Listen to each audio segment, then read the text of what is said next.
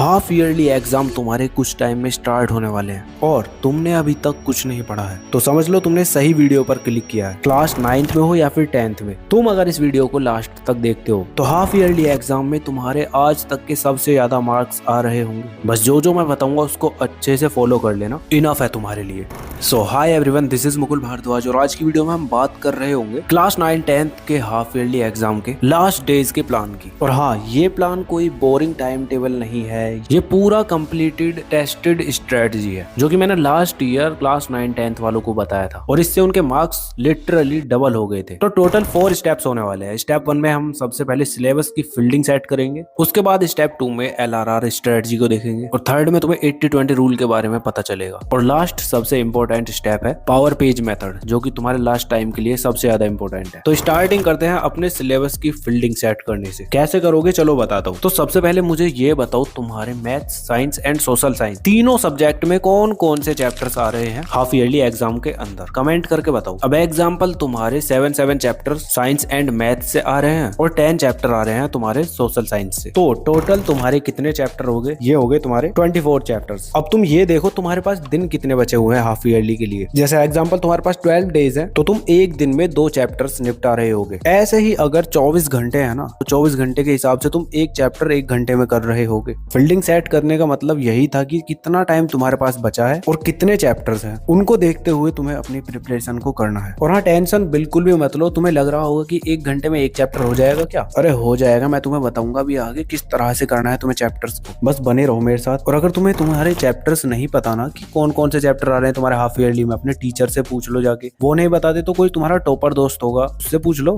इतना काम कर लो और उसके बाद जो मैं बता रहा हूँ उसको फॉलो करना बस। इसके बाद स्टेप 2 में आता है तुम्हारा LRR स्ट्रेटजी, जो कि है लर्न, रीडिंग, रिवाइज। लर्न तुम कर रहे होगे 1 शॉट वीडियो देखकर, क्योंकि इतना टाइम बचा नहीं है कि तुम पूरा डिटेल लेक्चर अटेंड करो। और रीडिंग तुम NCERT रीडिंग कर रहे होगे बस। और रिवाइज के लिए तुम्हें क्वेश्चंस की प्रैक्टिस करनी है, जिसके अंदर तुम प्रीवियस ईयर क्वेश्चंस लगाओगे और कॉम्पिटेंसी बेस्ड क्वेश्चंस लगा रहे होगे। अब ये सभी टाइप के क्वेश्चन तुम्हें एक ही जगह मिल जाएंगे, जो कि है PW का ये कॉन्सेप्ट बैंक। सभी सब्जेक्ट के लिए तुम्हें ये क्वेश्चन बैंक मिल जाएगा। अब यही क्यों सजेस्ट किया, आओ चलो बताता हूँ। तो सबसे पहले तुम्हें इसमें रिवीजन के लिए चैप्टर समरी मिलने वाली है और साथ में concept map with PYQ mapping, और साथ में तुम्हें लेटेस्ट 2025 के सॉल्व पेपर भी इसके अंदर मिल रहे होंगे। और साथ ही साथ प्रैक्टिस के लिए और भी NCERT in text with PYQ questions तुम्हें इसके अंदर मिल रहे होंगे। और हाँ, कॉम्पिटेंसी बेस्ड क्वेश्चंस तो भर के हैं इसके अंदर, तो उसकी टेंशन तो बिल्कुल भी मत लो। अब गेम चेंजर थिंग है इसके अंदर रिवीजन ब्लूप्रिंट, जिसके अंदर तुम्हें NCERT definition, important facts, classification, difference between myth busters, mnemonics and important dates, इतना कुछ तुम्हें इसके अंदर मिल रहा होगा। तो सिंपली मैं तुम्हें लिंक डिस्क्रिप्शन में दे दूंगा या फिर पिंड कमेंट में, वहां से जाके बाय कर लेना। और अगर तुम डायरेक्ट PW स्टोर से बाय करते हो तो मेरा ये कूपन कोड LRN150 यूज कर लेना, तुम्हें और भी कुछ % का डिस्काउंट मिल जाएगा। तो जाओ जाके अभी बाय कर लो।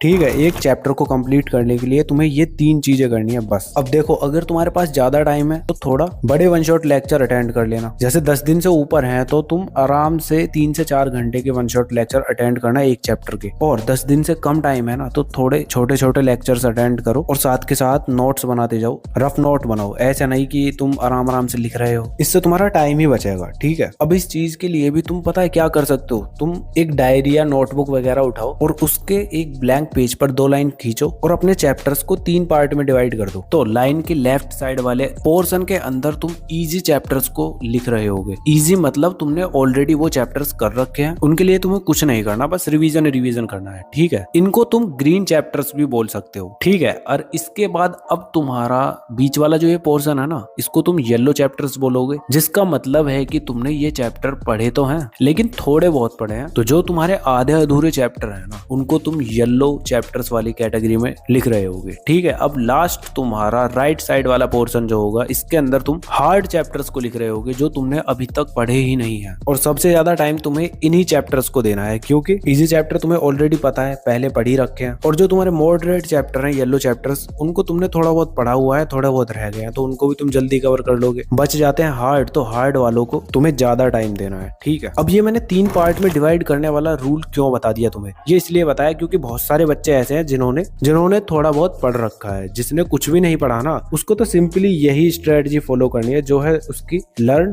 Reading and revise. बाकी ये जो 3 कैटेगरी में डिवाइड किया गया है, उसके लिए कैसे पढ़ना है वो भी बताता हूँ। चलो तो देखो, सबसे पहले आता है तुम्हारा ग्रीन चैप्टर्स। तो ग्रीन चैप्टर्स को कंप्लीट करने के लिए तुम्हें सबसे पहले अपने नोट्स उठाने हैं और उनको 5 से 10 मिनट के अंदर रिवाइज कर लेना है। सिंपली तुम्हारा चैप्टर कंप्लीट। और अगर कुछ समझ नहीं आ रहा तो यूट्यूब पर जाओ, 20 से 25 मिनट की वीडियो यूट्यूब पर देख लो उस चैप्टर की, क्योंकि वो तुम्हारी रिवीजन वीडियो होगी और तुम्हें सब चीजें दोबारा से रिवाइज हो जाएंगी। सिंपल, ठीक है। ग्रीन चैप्टर तुम्हें इस तरह से करना है। अब तुम्हारे आते हैं येलो चैप्टर्स। इनको करने के लिए तुम्हें सबसे पहले टॉपिक्स देखने हैं, कौन कौन से टॉपिक्स तुमने पढ़ रखे हैं। जो तुमने पढ़ रखे हैं ऑलरेडी, उनको तो तुम ऐसे ही रिवाइज कर लोगे नोट्स से या फिर यूट्यूब से देखकर। और जो तुमने टॉपिक्स नहीं पढ़े हैं ना उन चैप्टर के अंदर, डायरेक्ट तुम उनको यूट्यूब पर सर्च करोगे और उनकी डिटेल एक्सप्लेनेशन समझ रहे होगे और साथ के साथ नोट्स बना लोगे, रफ नोट। ठीक है, बस इतना ही करना है इसके लिए भी। और बच जाते हैं तुम्हारे रेड चैप्टर्स। रेड चैप्टर्स के लिए तो ऑलरेडी मैंने तुम्हें बता ही दिया है क्या करना था। 1 शॉट वीडियो, उसके बाद एनसीईआरटी रीडिंग और लास्ट में क्वेश्चन प्रैक्टिस। बस सिंपल इतना कर लेते हो तो अब तुम्हारा सबसे इंपॉर्टेंट 3rd स्टेप आता है, जो कि है 80-20 रूल। अब ये प्रिंसिपल कहता है कि 80% रिजल्ट तुम्हारे 20% एफर्ट से आते हैं। अब तुम्हारे एग्जाम के कॉन्टेक्स्ट में इसका मतलब है कि तुम्हारे सिलेबस का एक छोटा सा हिस्सा यानी 20% हिस्सा ऐसा होता है जो तुम्हारे एग्जाम में मैक्सिमम मार्क्स मतलब 80% लाने के लिए इनफ है। और इसके लिए तुम्हें कोई इतना तगड़ा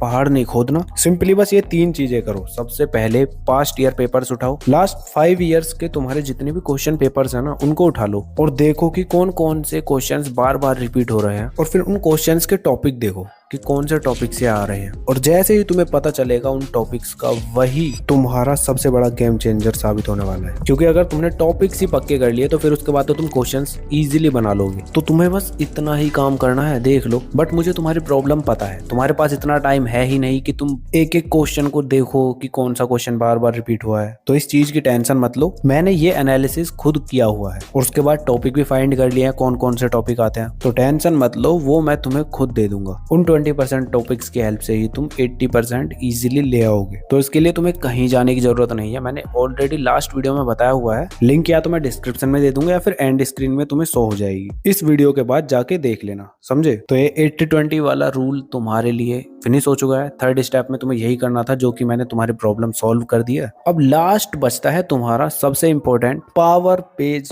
मेथड। ये तुम्हारे एग्जाम के लास्ट टाइम के लिए सबसे बड़ा ब्रह्मास्त्र साबित होने वाला है। अब ये है क्या? ये सिंपली ये है कि तुम जैसे तुम्हारा एक सब्जेक्ट है साइंस, तो साइंस का केमिकल रिएक्शन चैप्टर है ना, उसके जितने भी इंपॉर्टेंट चीजें हैं उनको तुम A4 शीट पर एक पेज में उतार दोगे। बस सिंपली मतलब कि तुम्हें शॉर्ट नोट टाइप या फिर माइंड मैप टाइप कुछ बनाना है। अब एग्जांपल जैसे तुम्हारा मैथ्स आता है तो मैथ्स के सारे फॉर्मूला तुम एक पेज पर उतार दो। साइंस के अंदर तुम डायग्राम्स वगैरह बना सकते हो, कीवर्ड्स होते हैं उनको लिख लेना, इक्वेशंस लिख लो। ऐसे ही SST के अंदर तुम्हारे जो इवेंट्स एंड डेट्स होती हैं उनको लिख लो, मैप वगैरह हाईलाइट करना, ये सब। मतलब कि हर पेज पर एक चैप्टर तुम्हारा कंप्लीट होना चाहिए। इससे होगा ये कि तुम एग्जाम की एक रात पहले लेकर बैठो इस नोटबुक को और इन पावर पेजेस को पढ़ने के लिए बैठ जाओ। तुम्हारा रिवीजन भी अच्छे से होगा और टाइम भी सेव होगा। ठीक है, अब सोच के देखो, तुमने ये सब चीजें एकदम अच्छे से फॉलो की हैं। तुम्हें हाई वेटेज टॉपिक्स भी पता चल चुके हैं, सिलेबस की फील्डिंग कैसे सेट करनी है वो भी तुम्हें पता चल चुका है, और पावर पेजेस वाला फॉर्मूला भी तुम्हें पता चल चुका है। तो अब बस तुम्हें इसको फॉलो करना है अच्छे से। एग्जीक्यूशन बची है तुम्हारी, सही से कर लोगे ना तो मैं गारंटी लेता हूँ कि तुम अपने हाफ ईयरली एग्जाम को एकदम तगड़े कॉन्फिडेंस के साथ फोड़ करा रहे होगे। बाकी वीडियो पर अभी तक बने हुए तो कमेंट कर देना कोई भी प्यारा सा, ताकि मुझे पता चल जाए। और नेक्स्ट वीडियो किस टॉपिक पर चाहिए ये भी कमेंट करके बता दो। ये कुछ वीडियोस तुम्हें अपनी स्क्रीन पर शो हो रही होंगी, इनको भी तुम देख सकते हो। चलो फिर मिलते हैं नेक्स्ट वीडियो में, तब तक के लिए keep learning, keep studying and keep smiling.